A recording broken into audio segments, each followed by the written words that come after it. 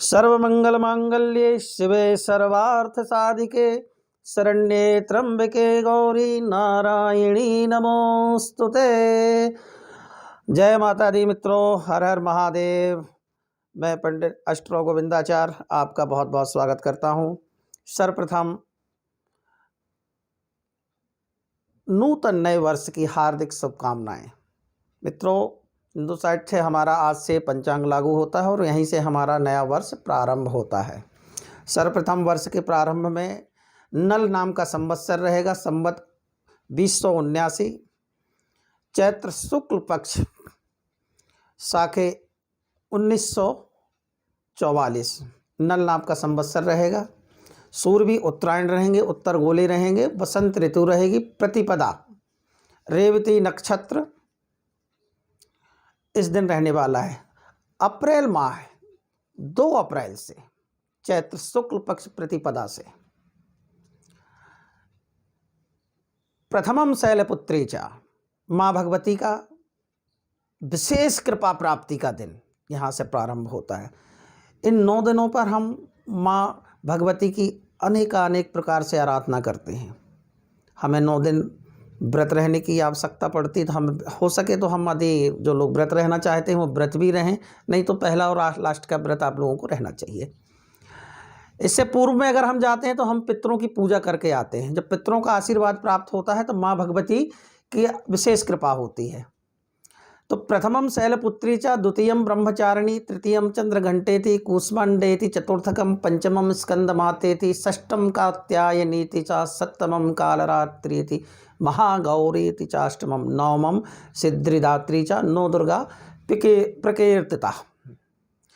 अर्थात 2 अप्रैल शनिवार को शैलपुत्री की पूजा की जाएगी विशेष रूप से, और 3 अप्रैल को ब्रह्मचारिणी की पूजा की जाएगी, दिन रविवार रहेगा।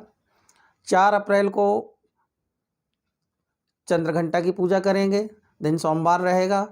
5 अप्रैल को कूष्मांडा की पूजा करेंगे, स्कंद माता की पूजा करें, कालरात्रि की पूजा करेंगे, महागौरी की पूजा करेंगे, और अंत में नवम सिद्धिदात्री च, नवम सिद्धिदात्री की पूजन करेंगे। ये हमारे नवरात्रि का पारायण का पूरा सिलसिला ऐसे ही चलता रहेगा। अनेक प्रकार से 9 देवियों की कृपा हमें कैसे प्राप्ति होगी। अब ये तो हमारी नवरात्रि हैं, इस बारे पूर्ण हैं, नवरात्रि पूर्ण मानी जाएंगी, और विशेष कृपा हम कैसे प्राप्त करेंगे इस विषय में हमें चर्चा करना है।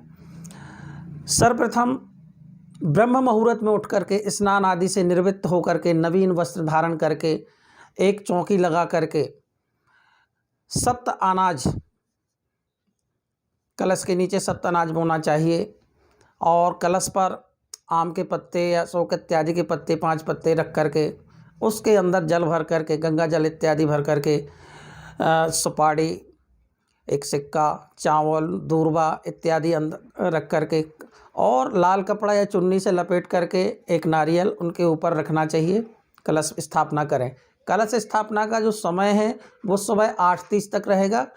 इसके बाद में आप अभिजित मुहूर्त में भी 12 से लेकर के 12:50 के मध्य में भी कलश स्थापना कर सकते हैं। तो यह कलश स्थापना की विधि रहेगी। 9 दिन का ये व्रत पारायण रहेगा, और नवरात्रि का जो पारायण है वो 11 अप्रैल को अमरौनी से पारायण हो जाएगा। दर्शकों, माँ भगवती की आराधना करने का और आध्यात्मिक विकास करने का इससे उत्तम समय कोई नहीं हो सकता है। दर्शकों, हम भगवती से प्रार्थना करते हैं कि माता रानी दीन दुखी, पैसा, हर एक जो भी समस्याएं आ रही हैं, इन सब की समस्याओं से निवारण हेतु आप नवरात्रि के पूजा पाठ भी कर सकते हैं, चंडी पाठ भी करें, दुर्गा पाठ करें, सप्तश्लोकी दुर्गा का भी पाठ कर सकते हैं, तो भी सप्तशती का विधान का पूरा फल मिलेगा। साथ ही साथ में आप नवारण मंत्र का जाप कर सकते हैं, तो इससे भी बहुत अच्छे प्रभाव आपके जीवन में पड़ने रहेंगे। साथ ही साथ सिद्ध कुंज का स्तोत्र, यदि ना हो सके, अगर आप दुर्गा पाठ नहीं कर पा रहे हैं तो सिद्ध कुंज का स्तोत्र का भी पाठ कर सकते हैं। इससे आपको अत्यंत फल की प्राप्ति होगी। धर्म अर्थ काम मोक्ष चतुर्वेद सारे पुरुषार्थों का फल आपको प्राप्त होने वाला है।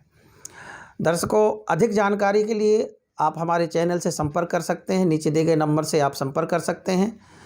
अंत में निवेदन करता हूं, आप हमारे इस चैनल को सब्सक्राइब करें, लाइक करें और नोटिफिकेशन बेल को भी दबाएं।